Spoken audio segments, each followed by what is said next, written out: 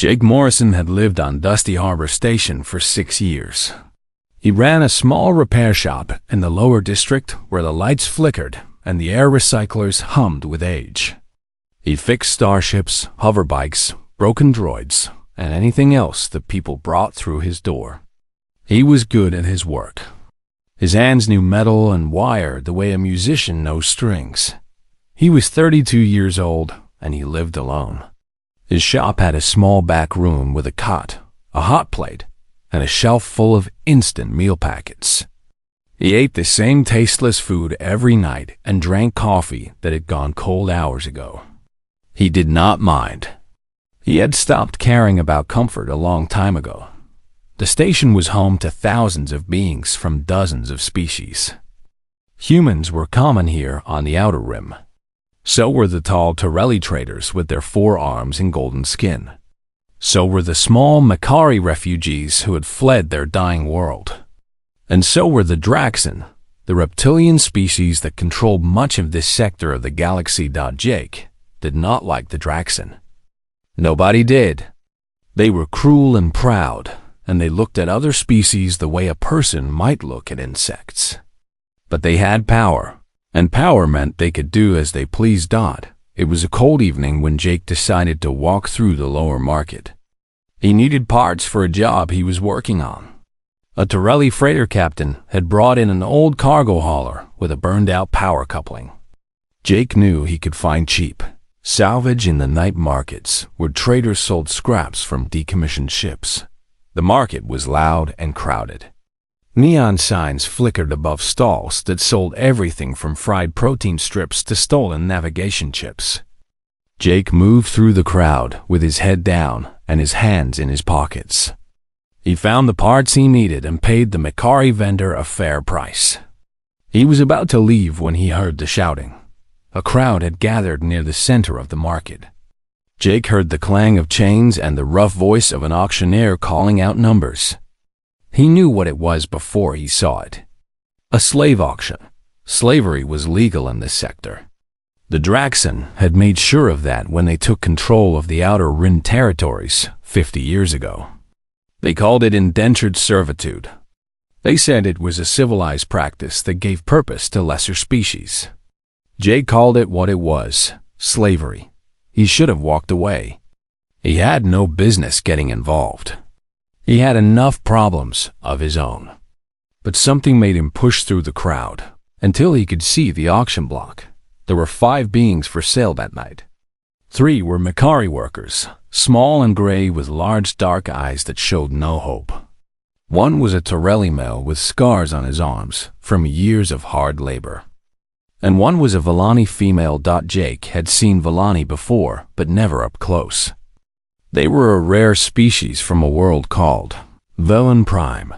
The Draxan had conquered their planet a generation ago and scattered their people across the slave markets of the galaxy.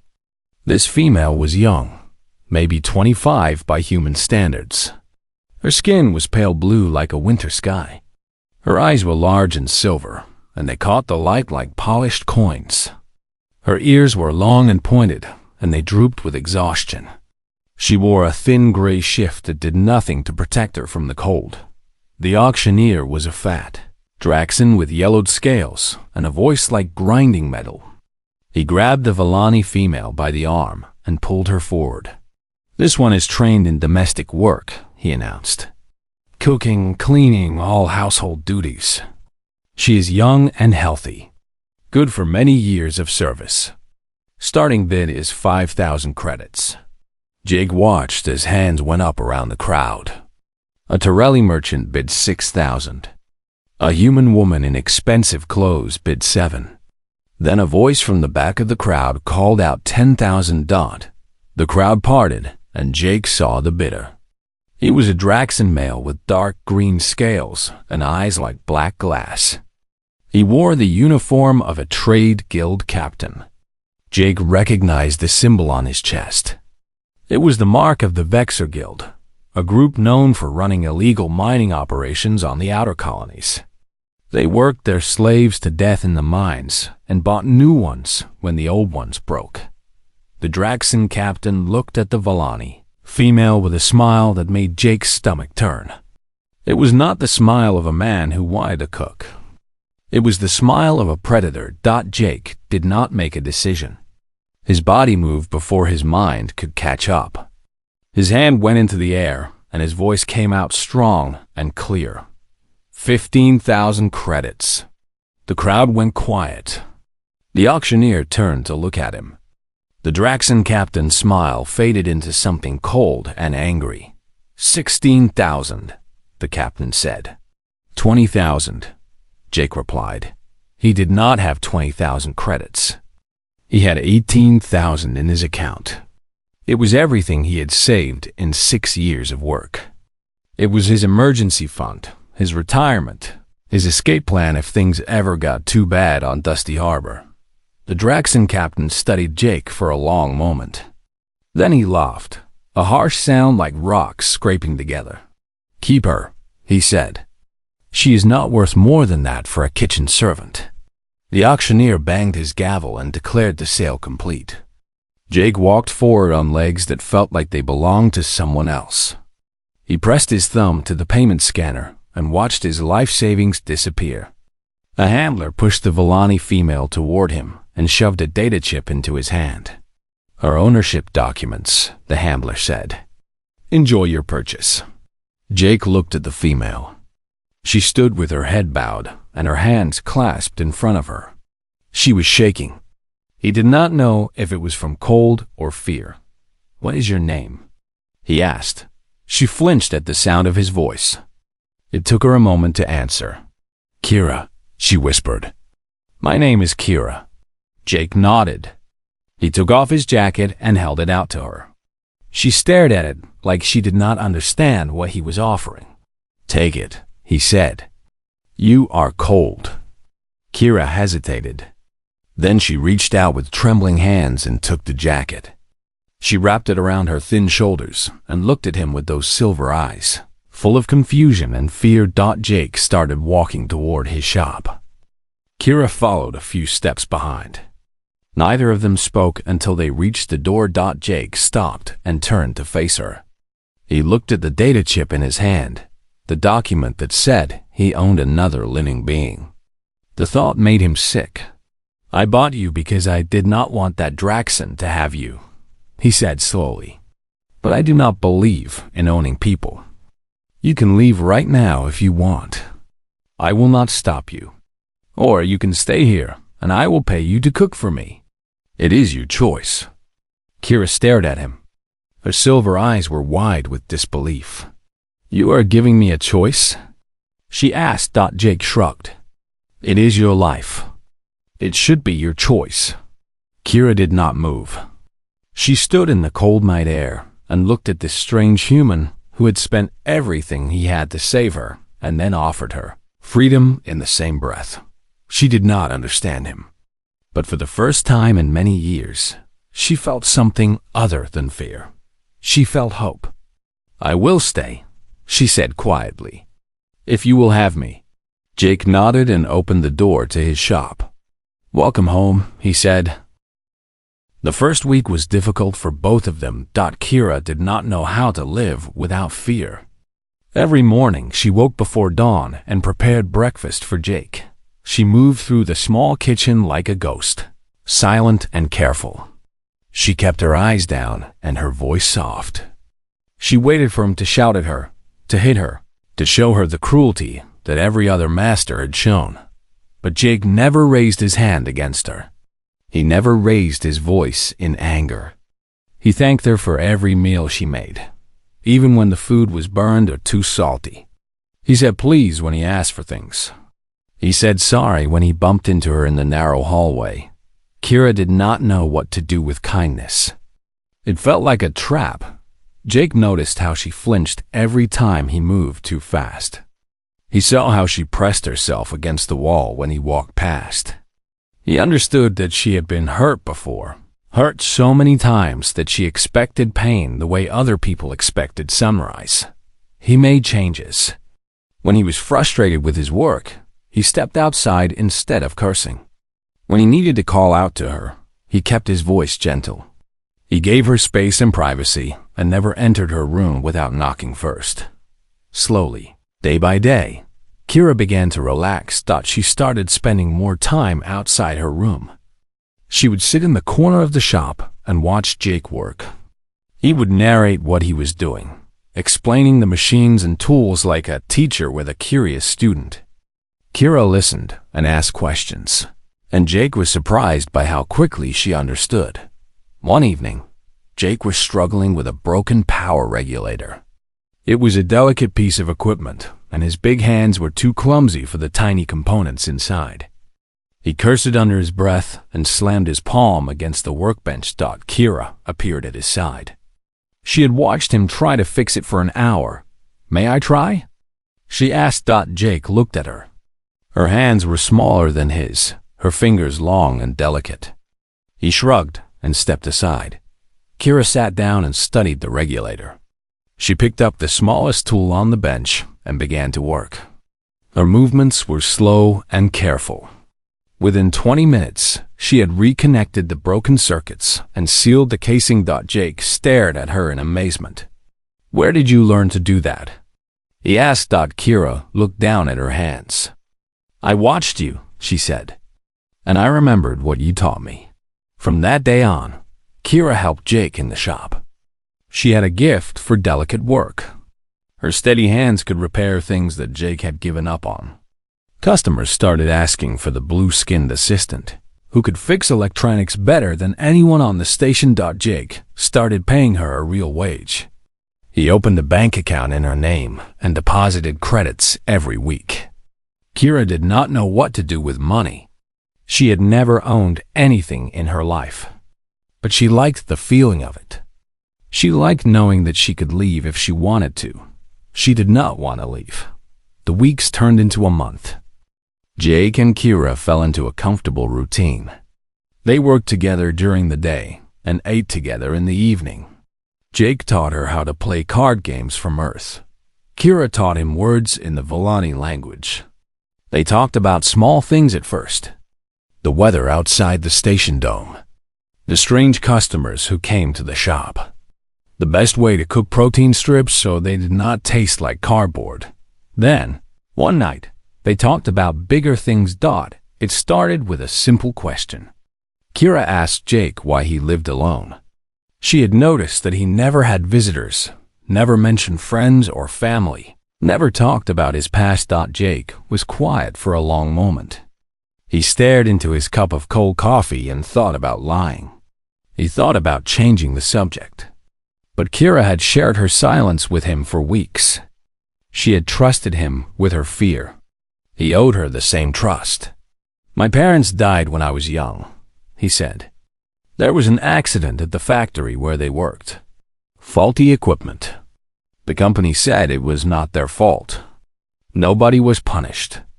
I was 12 years old and alone." Kira listened without speaking. Her silver eyes were soft with understanding. "I grew up in the state system," Jake continued. "Foster homes and group houses. Some were okay, some were bad. I learned to take care of myself. I learned to fix things because it was the only skill I had." He paused and took a breath. "When I was 24, I met a woman named Claire. I loved her. I thought she loved me too. We were together for 3 years. Then a rich trader came through the station where we lived. He offered her a life on a core world. Nice clothes, nice food, a big house with a view of the ocean. She left with him the next day. Did not even say goodbye." Jake shrugged like it did not matter, but Kira could see the old pain in his eyes. "After that, I came here," he said. "Dusty Harbor is the edge of nowhere. I thought if I went far enough, the loneliness would stop hurting. It did not work, but I stayed anyway." Kira was silent for a long time. Then she spoke. "My world was beautiful once," she said. "Velen Prime had forests that glowed in the dark. The flowers made their own light.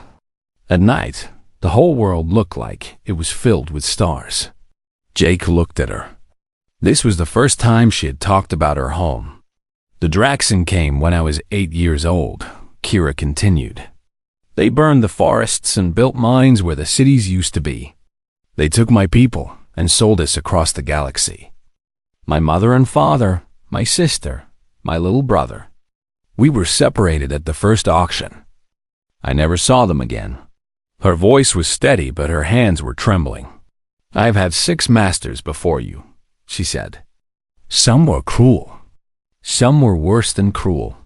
I learned to be invisible. I learned to expect nothing good.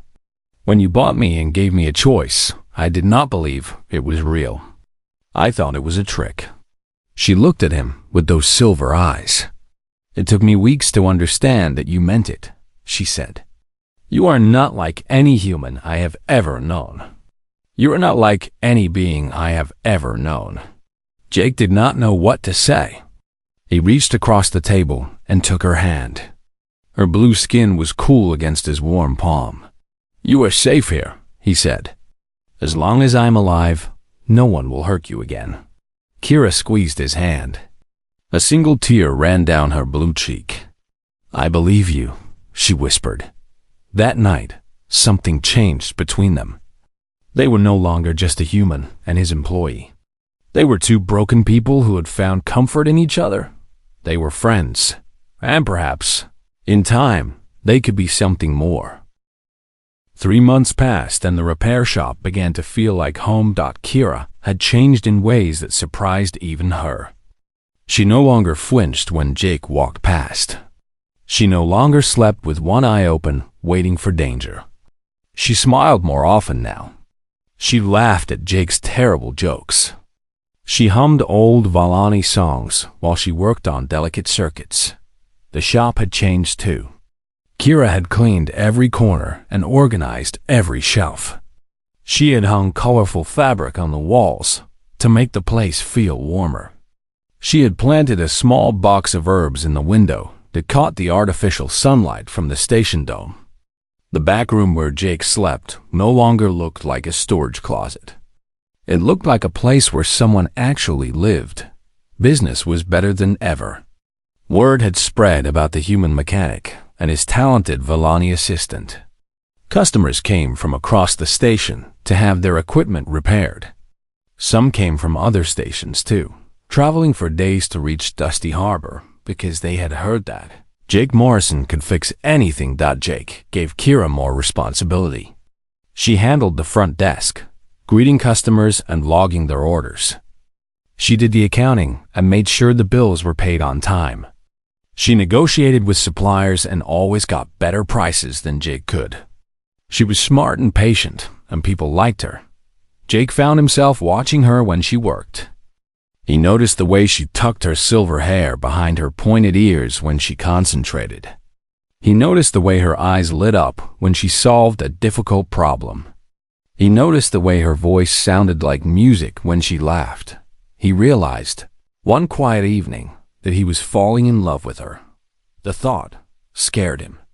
He had loved once before, and it had ended in pain. Claire had left him without a second thought. What if Kira did the same? What if she only stayed because she had nowhere else to go? What if she felt obligated to be nice to him because he had saved her life? Jake did not want gratitude. He did not want duty.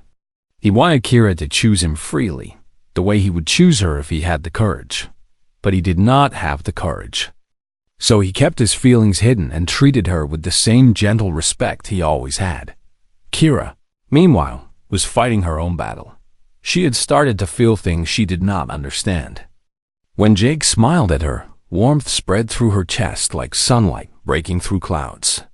When he worked late on a difficult job, she stayed up waiting for him with hot tea and a warm meal. When he told her stories about Earth, about oceans and mountains and the feeling of rain on his face, she found herself wishing she could see these things with him one day. A young human woman came to the shop to pick up her repaired hoverbike. She was pretty, with dark hair and bright eyes. She flirted with Jake openly, touching his arm and laughing at things that were not funny. Kira watched from across the room. Something twisted in her stomach. Something hot and uncomfortable that she had never felt before.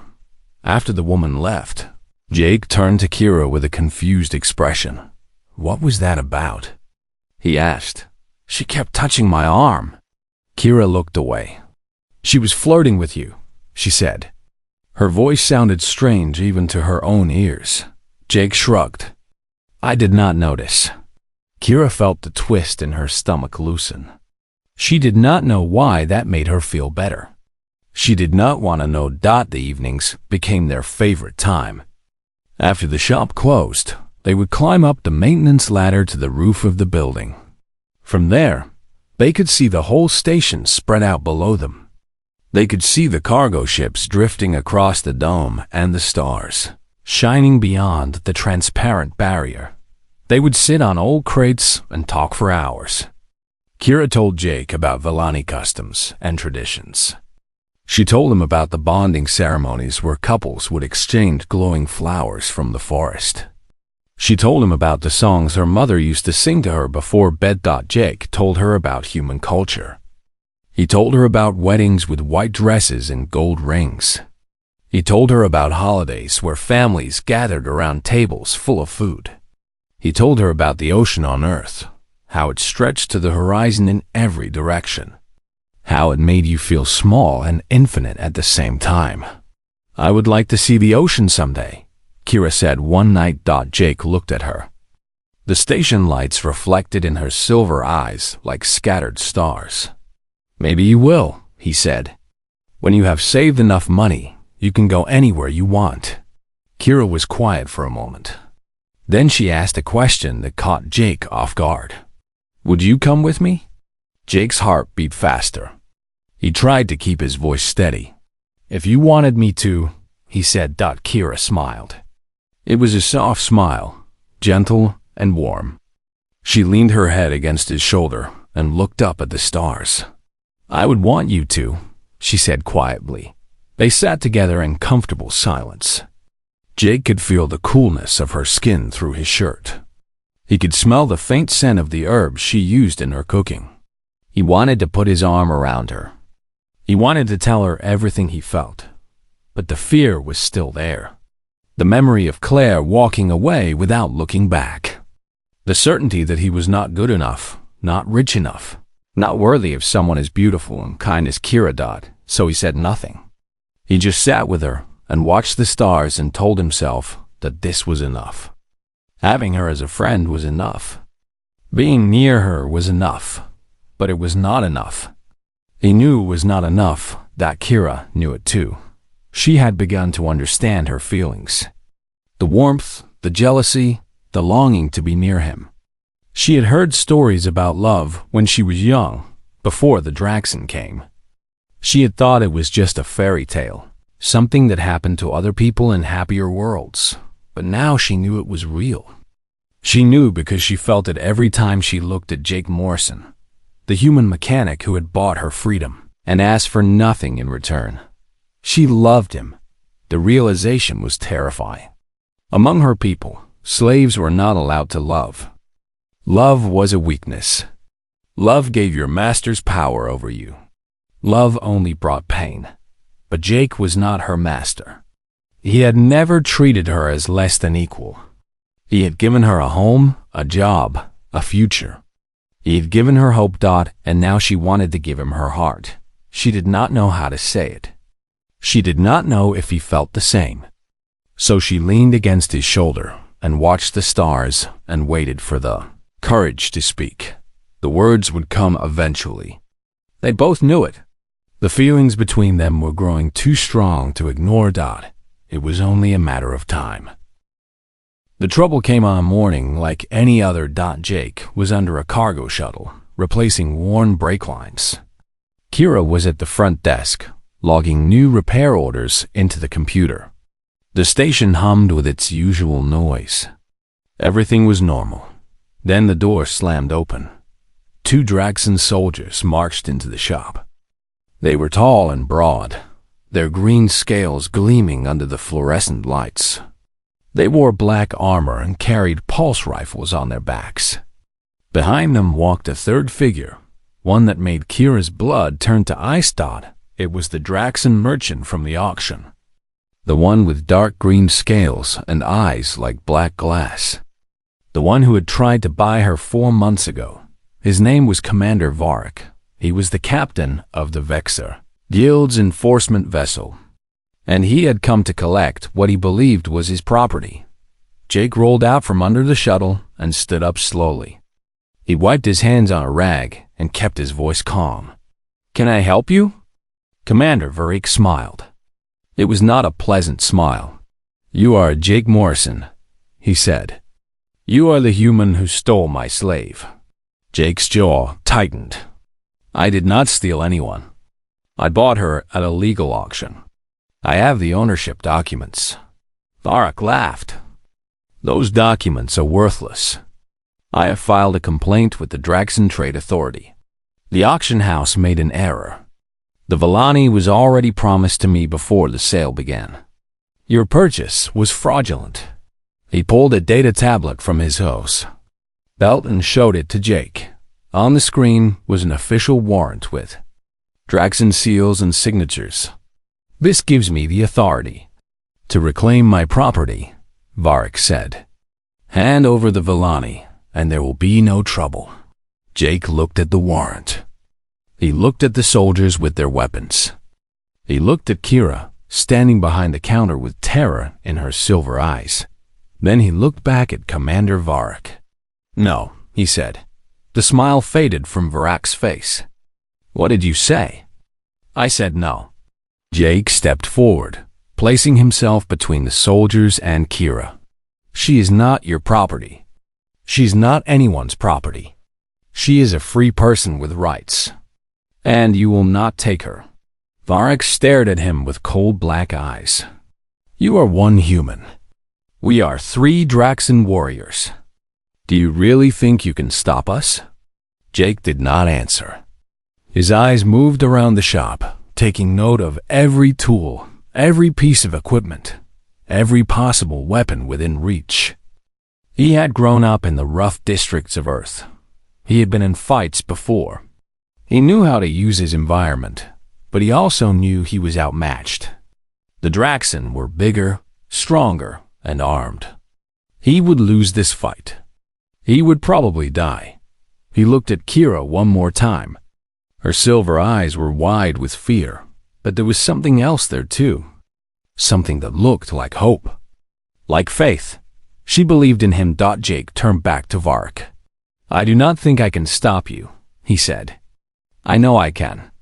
Varric nodded to his soldiers. "Take the female. Kill the human." The soldiers moved forward. Jake moved faster. He grabbed a heavy wrench from the workbench and threw it at the first soldier's face. The Draxon stumbled back with a roar of pain. Jake dove to the side as the second soldier fired his pulse rifle. The shot went wide and hit a shelf of spare parts, sending metal raining down across the shop. Kira screamed.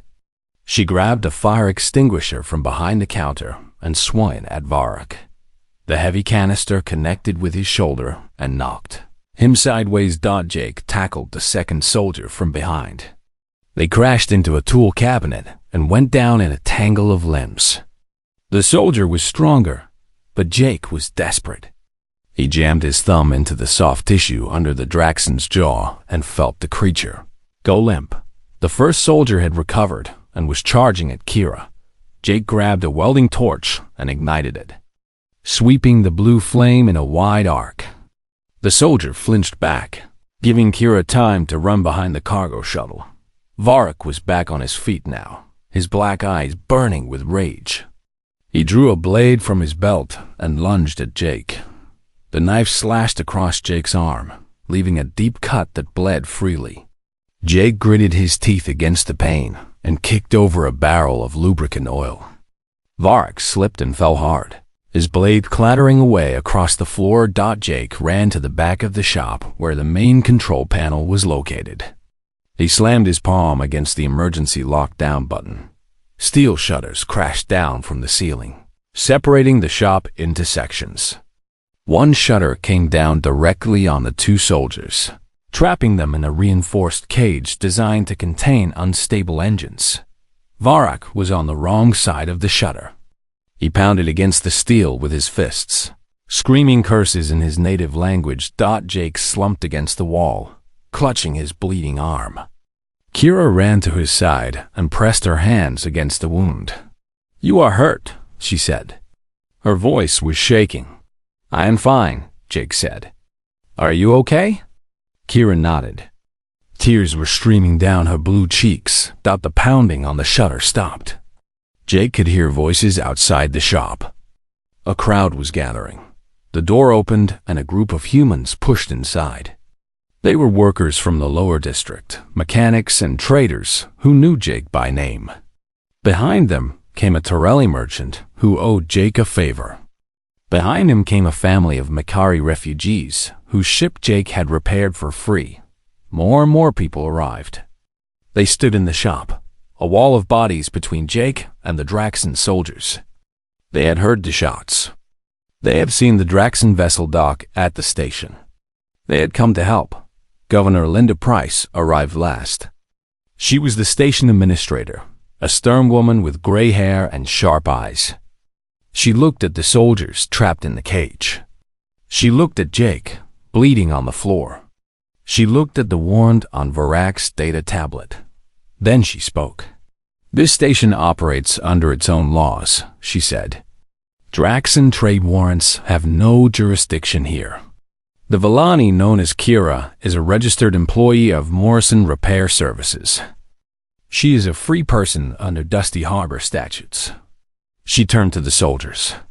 "You will leave this station within the hour. If you return, you will be arrested." Varak's face twisted with fury. "The Draxan Empire will not forget this insult." Governor Price smiled coldly. "I am counting on it." The soldiers were released from the cage and escorted out of the shop by the crowd. Varak went with them, his black eyes fixed on Jake with a promise of revenge. But for now, they were gone. Kira wrapped Jake's arm in a bandage from the first aid kit. Her hands were still shaking. Jake reached up and touched her face, wiping the tears from her blue cheeks. "You are safe," he said. "It is over." Kira looked into his eyes. She pressed her forehead against his, a Villani gesture of deepest love. "You fought for me," she whispered. "No one has ever fought for me before." Jake smiled through the pain. "I love you, Kira," he said. "I have loved you for a long time. I was just too afraid to say it." Kira pulled back and looked at him. Her silver eyes were bright with emotion. "I love you too," she said. "I was afraid too, but I am not afraid anymore." She leaned forward and kissed him. It was soft and gentle and full of everything they had been holding back. Around them, the crowd cheered. Jake Morrison had stood against an empire, and he had won. 1 year had passed since the day Jake fought for Kira's freedom. The shop had been rebuilt and expanded. What was once a small repair business in the lower district was now the busiest mechanic station on Dusty Harbor. Jake had hired 2 assistants, a young human named Danny and a Makari technician named Rel. Together, they handled work that would have been impossible for Jake alone. But the real change was not in the shop. The real change was in Jake himself. He smiled more now. He laughed more easily. The shadows that had lived behind his eyes for so long were fading, replaced by something warm and bright. He had spent years running from loneliness, hiding on the edge of the galaxy where no one could hurt him. Now he understood that running was never the answer. The only way to heal was to let someone in. Kira had healed him, and he had healed her. They lived together in a new apartment above the shop. It was small but comfortable, with real windows that looked out over the station dome. Kira had decorated it with colorful fabrics and glowing plants from the station's botanical garden. She had made it into a home. Their story had spread across the outer rim. People talked about the human mechanic who had stood against Draxan soldiers to protect a former slave. They talked about the crowd that had gathered to support him. They talked about Governor Price and her refusal to bow to imperial threats. The story inspired others. On stations across the sector, humans and aliens began speaking out against the slave trade. A coalition formed, led by Governor Price and supported by dozens of species. They called themselves the Free Rim Alliance. Their goal was simple: end slavery in the outer territories. The Draxan Empire was not happy. They sent threats and warnings. They imposed trade restrictions. But the Alliance held firm. Change was coming, slow and difficult, but real. Jake and Kira watched it happen from their little corner of the galaxy. They were proud to have played a part, but they did not seek fame or glory. They just wanted to live their lives in peace, and they wanted to do it together.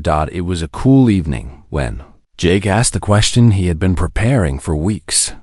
He had closed the shop early and sent Danny and Rel home. He had cooked dinner himself, a simple meal of grilled protein and vegetables. He was not a good cook, but he had tried his best. After dinner, he took Kira up to the rooftop where they had spent so many evenings together. The station dome showed a rare, clear view of the stars. They shimmered like scattered diamonds against the black velvet of space. Kira looked at him with curious silver eyes. "You are nervous," she said. "I can always tell when you are nervous. Your hands shake." Jake laughed and looked down at his trembling fingers.